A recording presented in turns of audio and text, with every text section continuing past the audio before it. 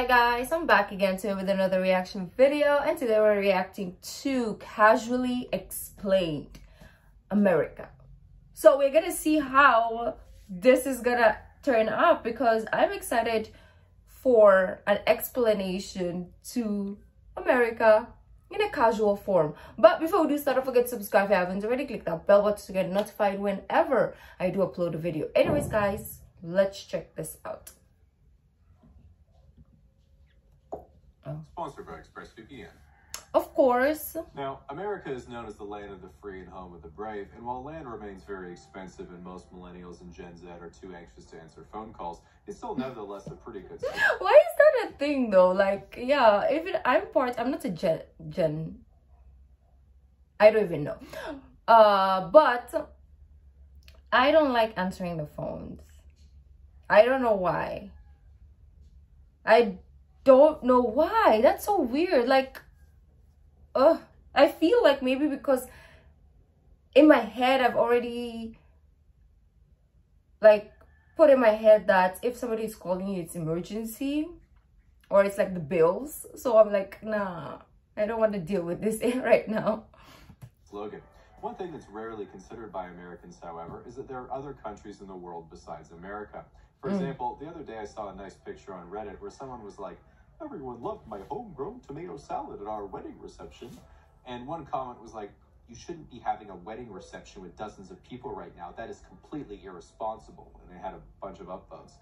Then a couple hours later, the person responded saying, "I live in New Zealand, but I thought you might have liked to see my tomatoes. I'm sorry." Oh, so this was uploaded 2021. Okay, I was like, okay, the pandemic, right? I guess in New Zealand there's like a few people and maybe didn't get there yet, but... And in a time like this, that really made me think, damn, I wish I was married. And while we're all still envious of New Zealand right now, a lot of people particularly criticize America's response to COVID-19 because 500,000 people have died from a half-assed pandemic response. But in my opinion, the number would be much higher than 550,000 if they had not locked down at all. And frankly, given the size of the country, it's remarkable that only 583,000 people have died so far. Now, while many consider America to be the greatest country on Earth, this is most only true in terms of nuclear submarines. Nevertheless, America is known for its political democracy. Political democracy, of course, being the belief that if Cyberpunk barely functions on PlayStation, surely it would have worked great on Xbox. What? And for this reason, one of the most exciting things to absolutely not be a part of is the American political climate. For example, sometimes I go on Twitter to make sure no one has escaped into the real world, and it's always an eye-opening experience because there are really only two types of people on Twitter. On one side, there are the ones that think Trump is the Lord and Savior of God's flat earth, and on the other side are the people who think that denouncing a bottle of syrup relinquishes them from their original white sin. Oh my gosh, that's so funny. It's true though. I mean, mostly true, right? There's parts and then there's that side, but there's in-betweens, of course, but this is like a true depiction. People who think that denouncing a bottle of syrup relinquishes them from their original white sin.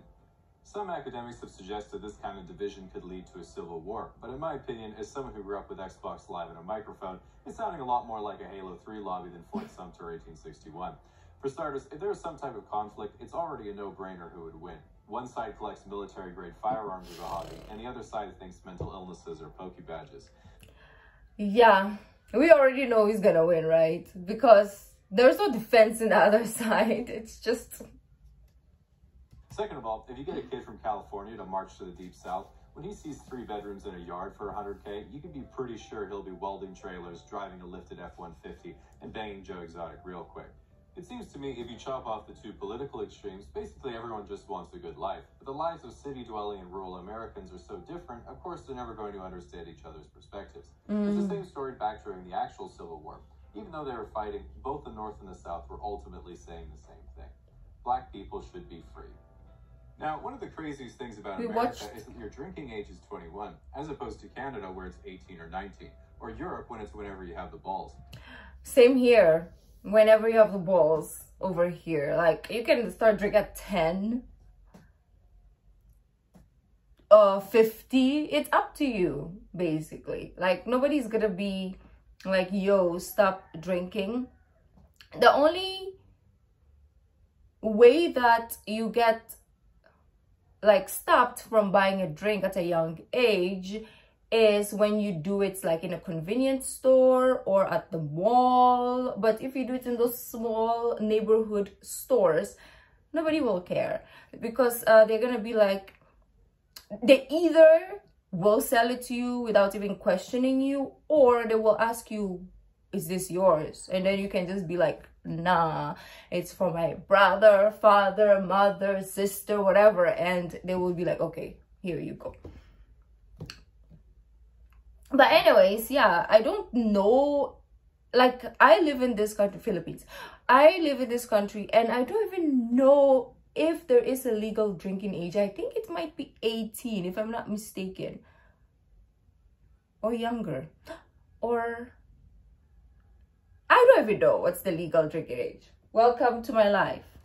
Or Latin America, where laws are just things that police make up when they see a tourist. Now, a lot of people think Same here. you have to be 21 to buy alcohol, but personally, I think it makes a lot of sense. If my neighbor was some 18-year-old kid, and I saw him in the yard dual-wielding a Kimbo P90s and obliterating a paper cutout of his ex-girlfriend taped to a sandbag, I think to myself, well, good thing he isn't drunk. So, as a Canadian, in my opinion, one of the best things about America is that most people are unusually friendly. Like here in Canada, we mind our own business at all times, unless we minorly inconvenience someone, in which case we apologize profusely for ruining their lives. But in the States, if you stand next to someone for literally any reason, that is permission for them to tell you all about their uninteresting life. So one of my most American experiences was when I went to Disney World, and I was waiting in a fairly long line for a churro, and there must have been at least 3 or 4 mobility scooters in front of me with some rather hefty individuals riding them around. And while that makes sense because it's Florida, the part that got me was when another 300-pound dude in a scooter just cut in front of me and was like, a lot of traffic today. And I was just thinking, traffic? Sir, this is a churro line. And then as I was still processing what was happening, a lady about the same size wheels up behind him with a cone full of churros sticking out of her purse. She lightly rear ends his scooter like a bumper car, and he's like, oh, hey honey, as he takes the churro and says to me, well, you have a good night. Tips his Miami Dolphins hat and rolls away hand in hand with his wife to watch the fireworks over the Disney castle and truly live the American dream. So anyway, that's my argument against universal. Yeah, there's a lot of those mobility things. And the only time I've seen them here is by expats also. We need to teach Americans how to walk. I mean, like, it's far, yes. Your country is huge, like we've already established. But we need to start teaching people how to walk instead of driving from point A to point B all the time. Because you're not going to get exercise if you drive from your garage to your kitchen. Like, we need that exercise. Asian countries, European countries, they're always walking because the public transportation system is amazing. And I get it, the public transportation in the States is not the one, right? It's not ideal, and also, like we said, distances from place to place is really far. But something, a little bit of change needs to happen so that people can have a little bit of exercise. Because if they hop from this place to this place by driving, it's not helping anyone's health.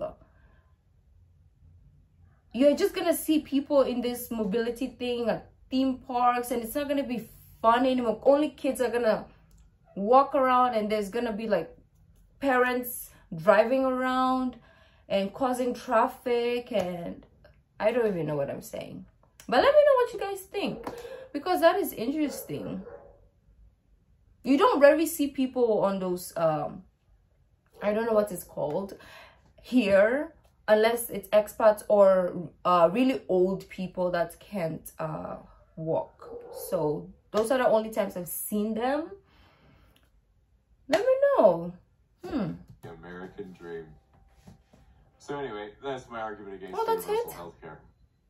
Now, let's say you want to get out of America, but you can't because there's a wall. Instead, you can use ExpressVPN to reroute your connection to nearly any country. This guy got me. For example, I mostly use ExpressVPN to connect to other countries, watch thousands of other I TV want shows to, and it's movies. expensive. In addition, if you're working from home, it makes sense that you wouldn't want anyone spying on you. Be safe, and your ISP can still... Because I want to watch a lot of shows in the States, but it's so expensive. Anyone trying to access the spreadsheets you never finished. For free, you can go to ExpressVPN. Maybe I have to make an ExpressVPN that is in peso, not in dollars. Like, I need to create something for the Philippines. But anyways, guys, that was really short, sweet, and informative, eye-opening. Let me know your views on whatever it is that I said. If you like this video, don't forget to give this video a thumbs up, subscribe if you haven't already. I'll see you in the next video. Bye.